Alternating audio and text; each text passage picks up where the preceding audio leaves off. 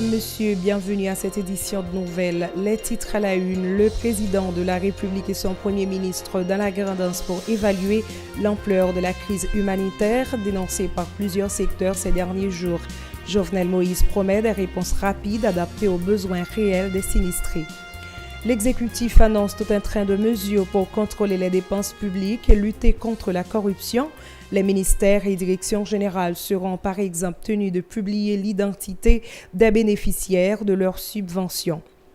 Toujours pas d'amélioration dans la livraison des passeports au bureau de l'immigration, en dépit des promesses du président Jovenel Moïse pour accélérer le processus de production. Un reportage dans cette édition illustrera la réalité.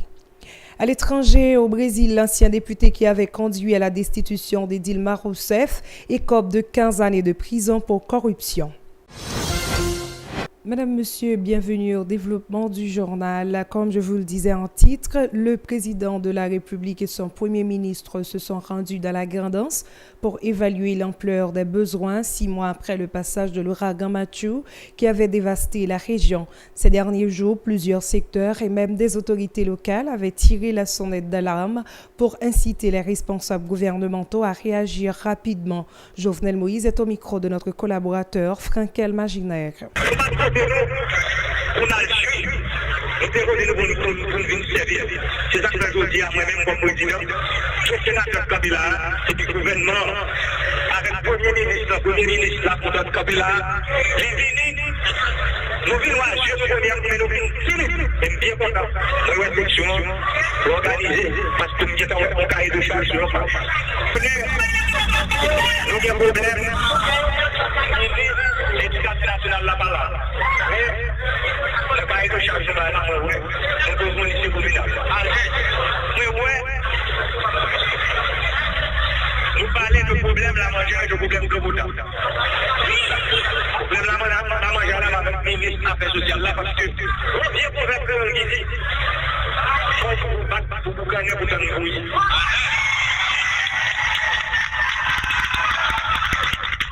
C'est pour ça que les Affaires sociales là, on va mettre le soleil là, que nous avons, ça il faut que vous là. Vous mettez le soleil là, pour que nous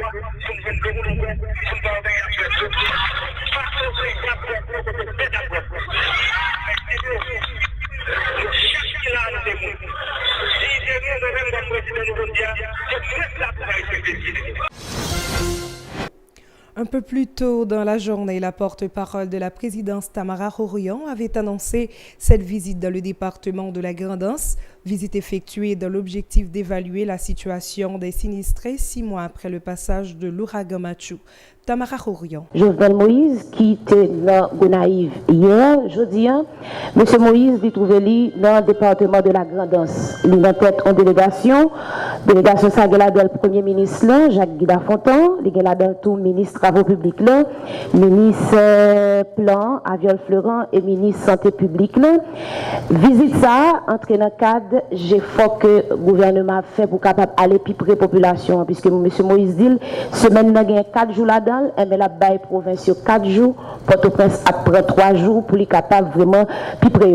Pendant la visite ça, M. Moïse a gagné pour visiter 8e section Font-Rouge, côté lui pour lui prendre connaissance de situation habitant dans la commune ça et regarder comment il est capable de porter des réponses vraiment rapides à sa monde qui a vivre dans la localité ça au besoin. Chef l'État a estimé que jeudi il est pressant, il est très sensible et très préoccupé par conditions infrahumaines que en pile monde a vivre, surtout famille qui était victime pendant le passage cyclone Mathieu et dans le contexte post-Mathieu. Franchement, il y a des améliorations qui peuvent faire. Et le président Jovenel Moïse, conscient de ça, visite l'IA, entré dans le cadre ça. La présidence annonce tout un train de mesures visant à mieux contrôler l'administration publique, a annoncé son conseiller en communication Lucien Jura. Parmi ces mesures, le chef de l'exécutif exige aux ministres et directeurs généraux de publier dans le journal officiel Le Moniteur tous les détails des subventions accordées aux citoyens, aux institutions, afin de limiter la corruption. Selon Lucien Jura, dans l'arrêté présidentiel qui sera bientôt publié officiellement dans le journal de la République, il est interdit au ministre d'acheter de nouveaux véhicules à la fin de cette année fiscale. Lucien Jura.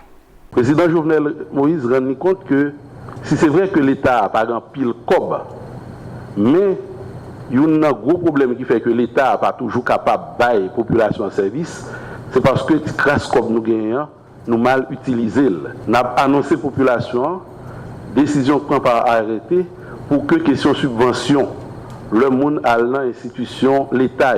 Je dis, le président dit, pas de problème, nous avons toujours été dans le cadre de subvention, mais nous avons mis contrôle sur lui. Je dis, non, nous avons besoin de subvention, ou peut passer dans la voie qui tracée au niveau administratif. Et puis, il faut que chaque institution ministère qui a dit, pour moi, mais qui va leur subvention au bail, mais qui moun yo bail pour que nos moun sa yo avec subvention, quantité cob yo joine comme accompagnement, y aller dans le journal officiel républicain qui c'est moniteur là. Pas aucune machine du genre voiture, pick-up ou bien tout terrain pour aucun ministère, pour aucune institution, aucun organisme public qui a acheté dans le reste année fiscale 2017 ça.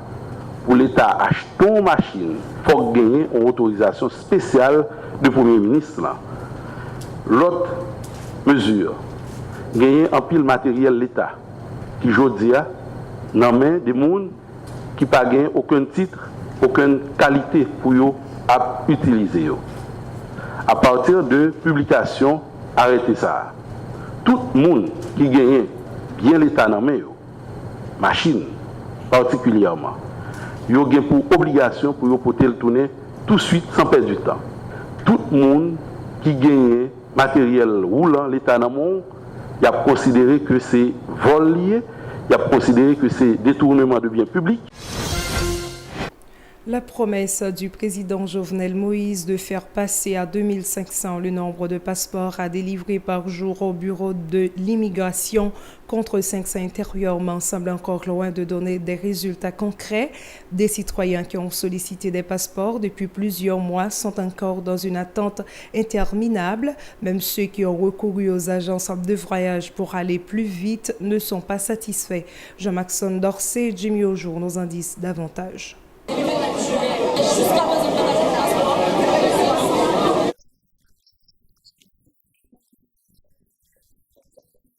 Depuis quelques années, obtenir un livret de passeport en Haïti est devenu un véritable casse-tête pour le simple citoyen, malgré l'augmentation des frais d'obtention de ce document d'identification. Critiquant la lenteur du service de livraison offert par le Bureau de l'immigration, les demandeurs de passeport ne cachent pas leur mécontentement.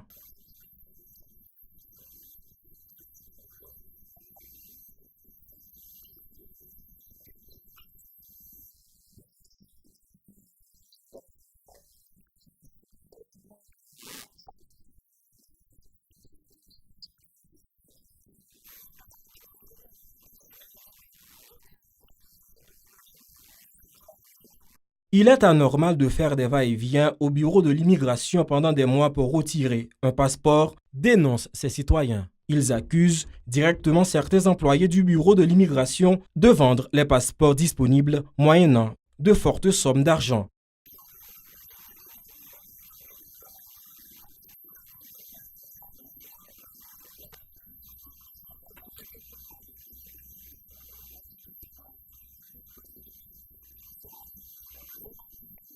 Dans la ligne menant au bureau de livraison des passeports, ce monsieur, venant de la commune de Lac-Ouadé-Bouquet, juge impératif la déconcentration des services du bureau de l'immigration.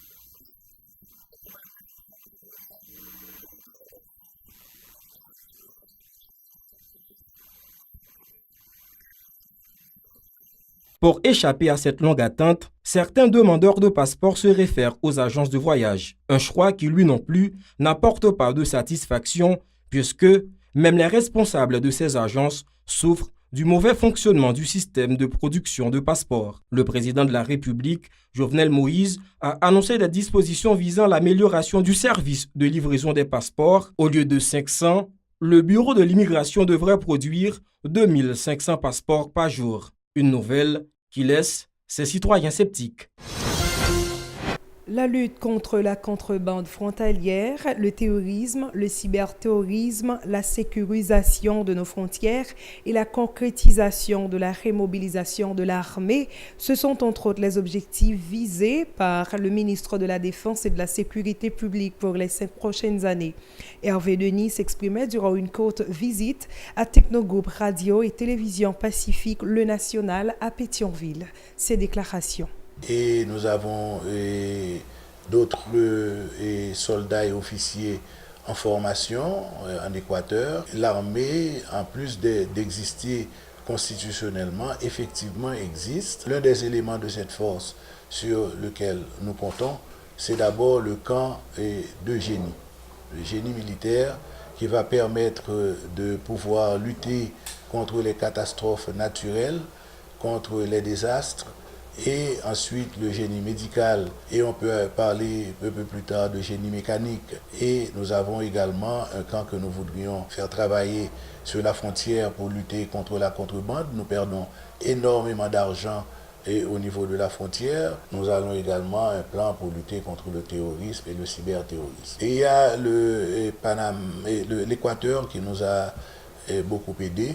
Notre objectif est de rapatrier la formation chez nous avec des instructeurs. Ils peuvent certes venir d'ailleurs, mais je crois que notre objectif c'est de pouvoir rapatrier ce phénomène parce qu'après tout, les forces de défense sont là pour la souveraineté nationale. La MINUSTAH a un processus de dégagement graduel du pays.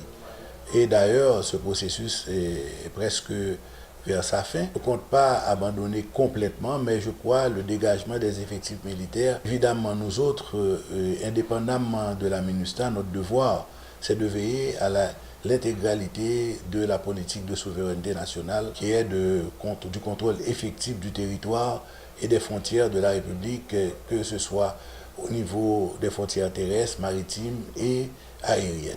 Donc, nous continuons notre plan indépendamment du retrait de la MINUSTAH.